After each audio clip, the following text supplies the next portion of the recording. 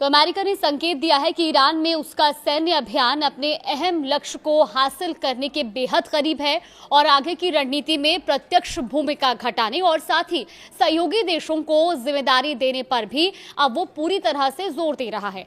देखिए, America Iran युद्ध के 21वें दिन राष्ट्रपति डोनाल्ड ट्रंप ने एक चौंकाने वाला एग्जिट प्लान साझा किया।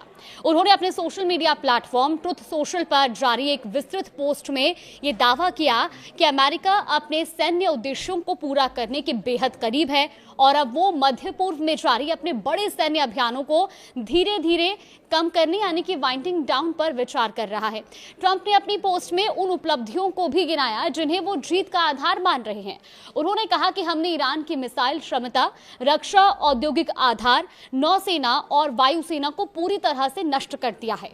ट्रंप ने यह भी स्पष्ट किया कि अमेरिका ये सुनिश्चित करेगा कि ईरान कभी भी परमाणु हथियारों के करीब ना पहुंच सके। इस दौरान ट्रंप ने यह भी कहा कि अमेरिका ने अपने क्षेत्रीय सहयोगियों जैसे कि इजराइल, सऊदी अरब, कतर, यूएई, बहरीन और कुवैत की सुरक्षा सुनिश्चित की है और आगे भी उनकी रक्षा के लिए प्रतिबद्ध रहेगा। डोनाल्ड ट्रंप के इस बयान का सबसे अहम हिस्सा स्ट्रेट ऑफ होर्मुज की सुरक्षा को लेकर था।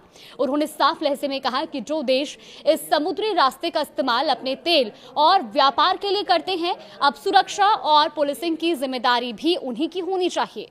उन्होंने कहा कि अमेरिका जरूरत पड़ने पर मदद कर सकता है, लेकिन ये जिम्मेदारी अब अन्य देशों को निभानी चाहिए। ट्रंप ने तर्क दिया कि अमेरिका इस रास्ते का उपयोग नहीं करता है और इसीलिए अन्य देशों को आगे आना चाहिए। उन्होंने इसे उन देशों के लिए एक आसान सैन्य अभियान भी बताया और कहा कि ईरान का खतरा खत्म होने के बाद अमेरिका की मुख्य भूमिका की आवश्यकता नहीं रह जाएगी।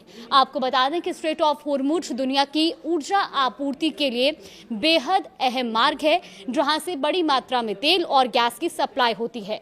हाल ही के दिनों में यहां हमलों और तनाव के कारण वैश्विक बाजार पर भी असर पड़ा है और ट्रंप के इस बयान को ऐसे समय में देखा जा रहा है जब युद्ध को लगभग 3 हफ्ते हो चुके हैं और क्षेत्र में अस्थिरता बनी हुई है।